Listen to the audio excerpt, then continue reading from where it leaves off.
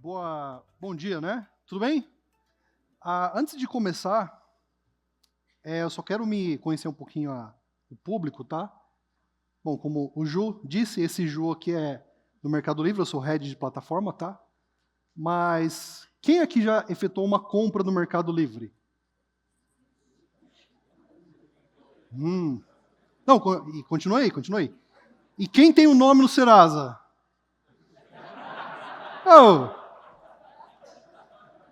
Oh, eles têm um produto sensacional, fica te alertando de consultas ao seu score, etc. Eu acho que todo mundo deveria assinar, tá?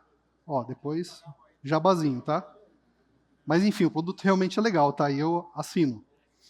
Bom, como foi dito, né? Eu sou head de plataforma. Eu estou aqui hoje para tentar agregar valor para vocês, tá bom? E como eu agrego valor? Eu acredito que trazendo algumas lições aprendidas, tá? Só que para trazer essas lições aprendidas, eu preciso contar um pouquinho de como é a nossa infra, especificamente a historinha de hoje vai ser como nós operamos de maneira no-ops, tá? Eu tenho 15 slides, tá? Falando quem é o Mercado Livre, alguns números, falando que a Anitta agora é do Mercado Pago, que o Mercado Pago mudou de cor, não é mais azul, agora é amarelo e blá blá blá. Mas enfim, eu não quero falar nada disso, senão seriam 15 minutos, todo mundo conhece o Meli, enfim. Eu quero falar rapidinho desses números aqui, tá? Porque somos nerds aqui, né? Acho que a grande maioria está realmente interessados nesses números aqui, né? Temos mais de 20 mil pessoas em tecnologia, são mais de 28 mil deploys por dia, 120 mil pull requests diários, 35 mil microserviços, 200 mil pods, também trabalhando com Kubernetes lá, certo? E mais ou menos temos uma média de 15 milhões de requests por minuto, tá bom? É bastante coisa, é um número legal. E como a gente sustenta tudo isso? Qual é o pilar desse tamanho todo em tecnologia, certo? Platform Engineering, certo? Esse termo é relativamente novo, de uns 4 anos para cá, começou-se a falar bastante disso. Engenharia de plataforma, inclusive o Gartner tem falado, 80 a 85% das empresas nos próximos anos, até o próximo ano, vão investir em engenharia de plataforma para resolver os seus problemas de escala, segurança e etc, etc, tá? Não é bala de prata, eu vou falar sobre isso já já, tá bom? Mas enfim, o Mercado Livre tem uma plataforma chamada Fury. Vocês vão ouvir falar demais disso aqui, tá? Por quê? Porque a gente vai vender, mas eu não estou aqui para vender, embora vocês não vão ver, mas de 3 em 3 segundos tipo o Jequiti vai aparecer aqui, compre Fury, tá? Mas enfim.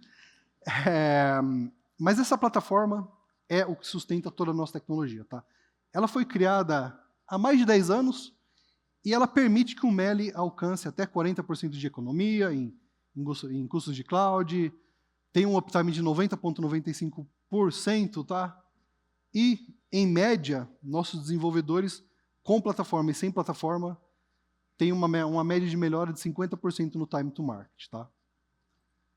Curiosidade, 85% de tudo que a gente tem no Meli hoje de tecnologia está na plataforma, tá?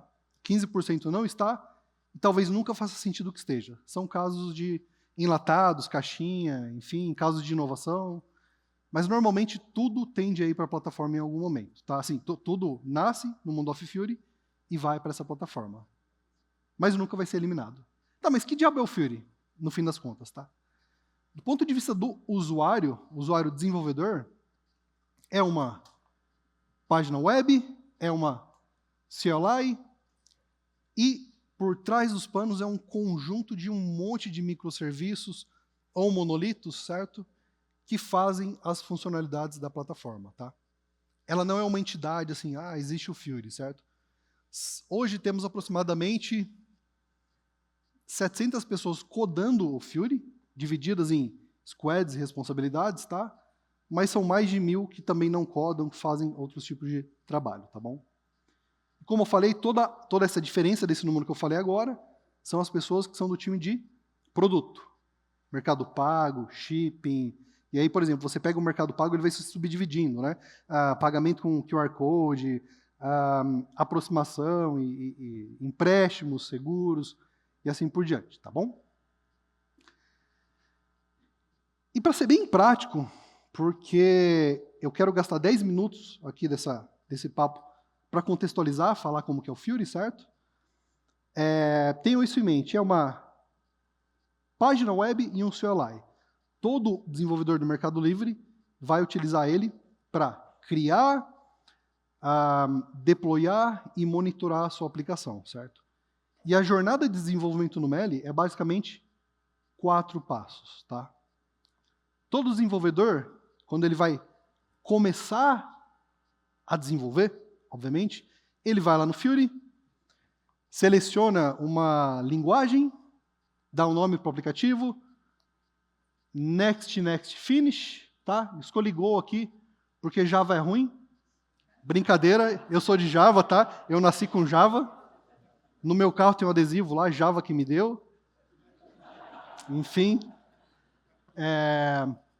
Ele escolhe alguns parâmetros de next, finish, tá? O que o Fiori faz? Ele cria um scaffold básico para o usuário na tecnologia que ele escolheu, tá? O Fiori delimita os tipos de tecnologia, por exemplo, Go, Kotlin, Java, Python, mais uma ou duas. Hoje não tem .NET, não tem mais PHP, tá? A título de curiosidade. Preferir como um produto vai ter que ter, tá? Mas enfim, isso é outro papo. E já cria basicamente toda um mecanismo de auditoria, monitoramento, que inclusive vocês vão ver bastante Datadog por aqui. Cria também todo o pipeline de release proxies out of the box para essa aplicação e ponto, tá? Sem nenhuma configuração por parte do usuário. Next, finish. No ops real, tá bom?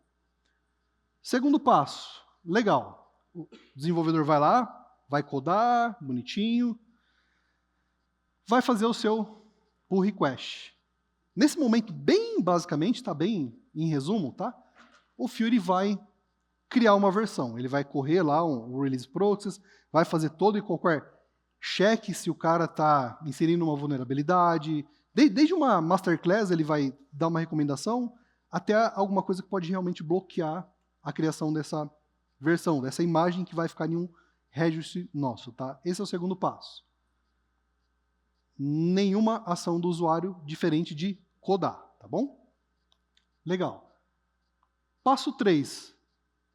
Pronta essa versão, é um momento no qual o Fiori prepara e cria a infraestrutura para essa versão ganhar vida. Seja demo, teste, QA, produção, enfim, o usuário que vai escolher os parâmetros para o ambiente dele, tá? O que o Fiori vai fazer? Ele vai se encarregar de fazer toda e qualquer configuração de rede, segurança, autenticação,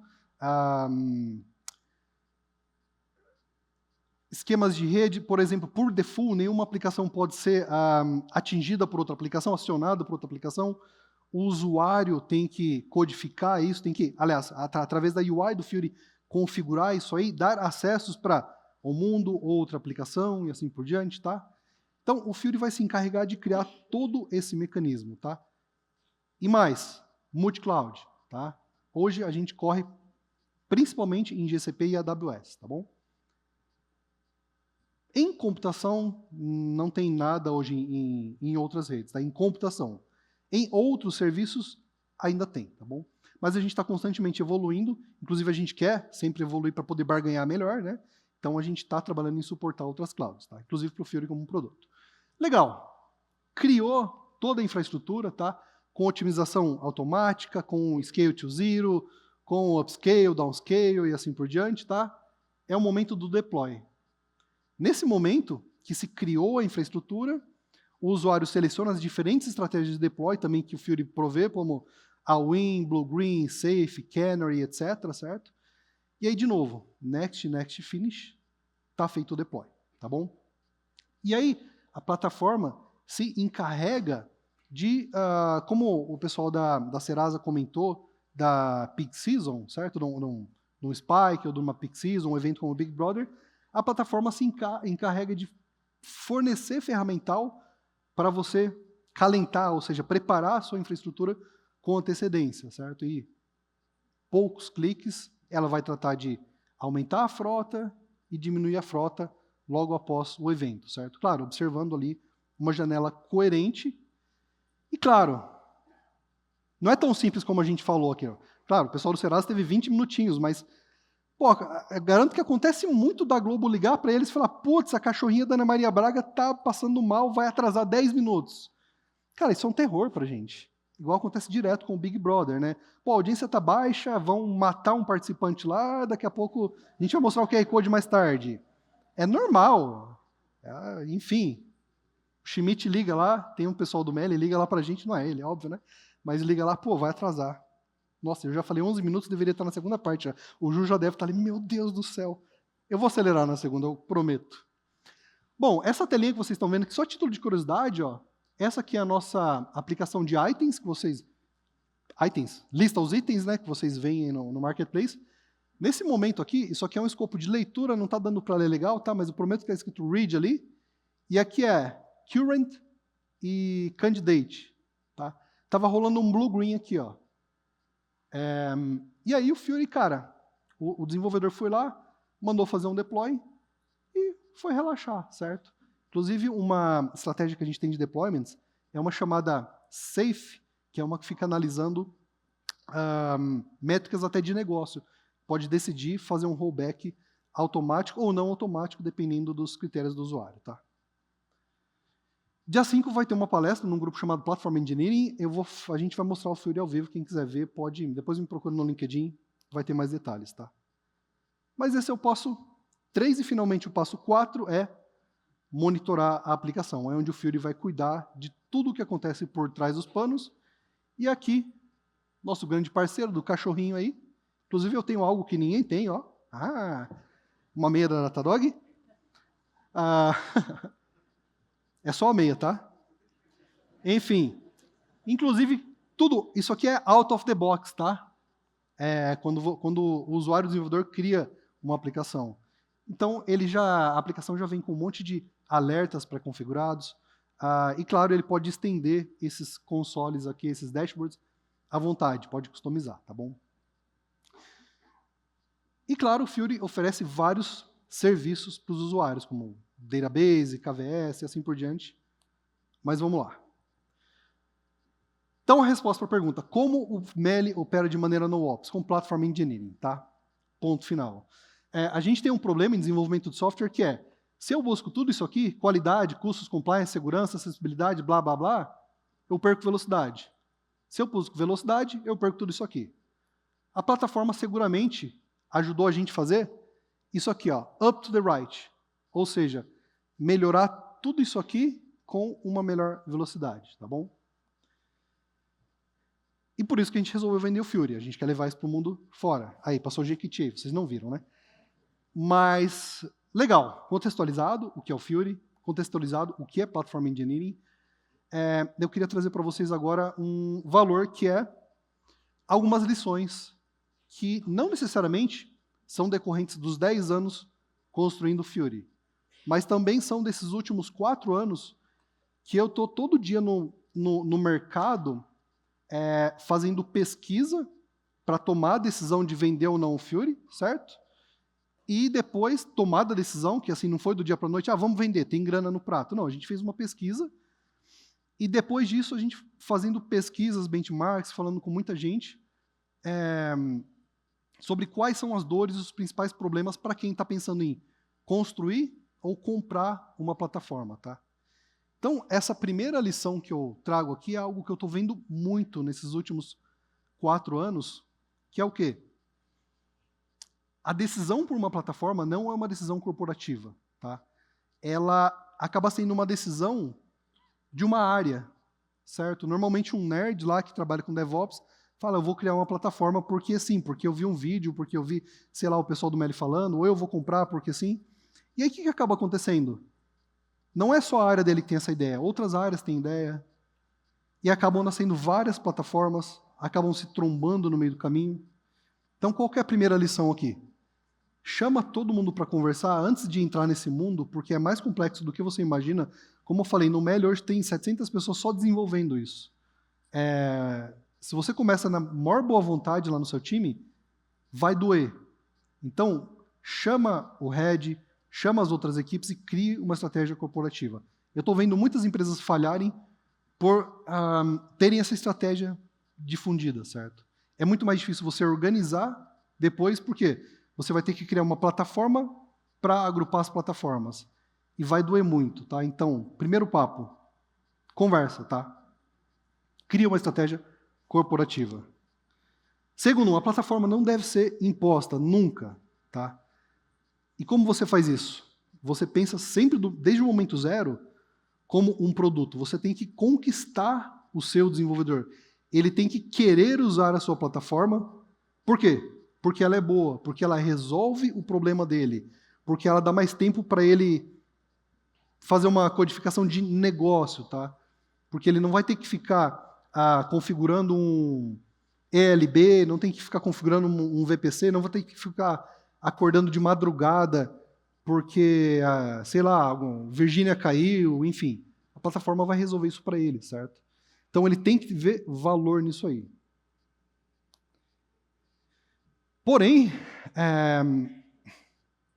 quando você chega com uma ideia de plataforma, todo mundo já...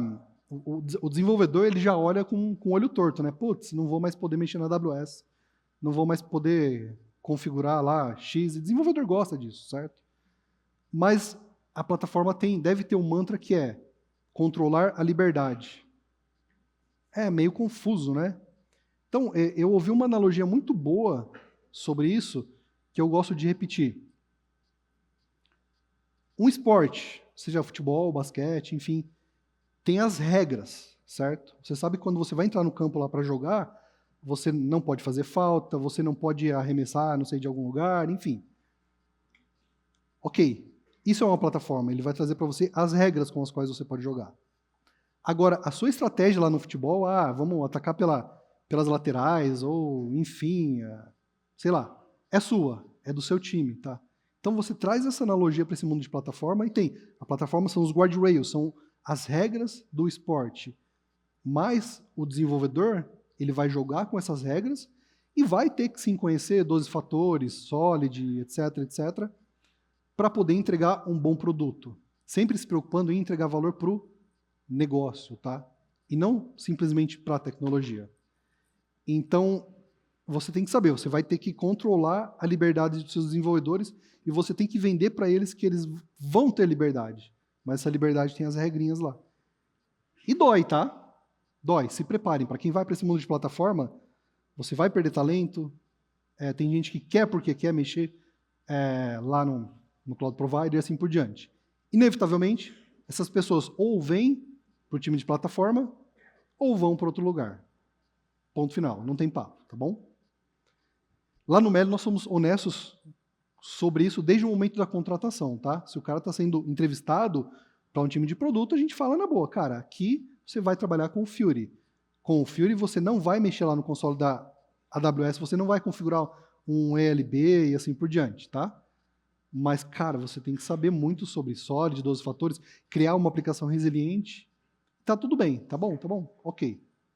Acontece do cara começar a evoluir e querer mexer com infra, enfim, e aí ele acaba rotando para o nosso time. Natural. Assim como pessoas do nosso time de plataforma querem conhecer mais um negócio, eles acabam rotando para outro time.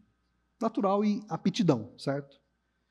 E, finalmente, é impossível atender todos os casos, tá? Como eu falei lá no comecinho, o Fury atende 85% do Meli, você não vai atender todos os casos, e por que eu ressalto isso aqui? Porque são desses casos que você não vai atender que tendem a vir os principais problemas, tá? O leak que o Meli teve no ano passado, se vocês procurarem leak, GitHub, Meli, veio desse mundo off Fury, certo? Que é um mundo que normalmente você não regula, você não tem todas as inspeções de segurança, então você vai ter que gastar grana para fazer esse mundo o mais governado possível. E para acabar, 20 segundos, eu falei alguma coisa de tecnologia aqui nessas lições? Nada, né? Por quê? Porque plataforma é realmente cultura, tá? Não adianta nada você começar lá com Kubernetes, começar com tecnologia se a sua empresa não está preparada, se os seus times não estão preparados, tá? De repente, você nem precisa... Nossa, começou a piscar vermelho aqui agora, vai explodir tudo. De repente, você nem precisa de uma plataforma, tá? Então, plataforma é cultura, você vai falhar se você não investir nisso primeiro, tá? Então, muito obrigado, tem aí meu QR Code, vai ser um prazer falar com vocês, tá bom? Junto?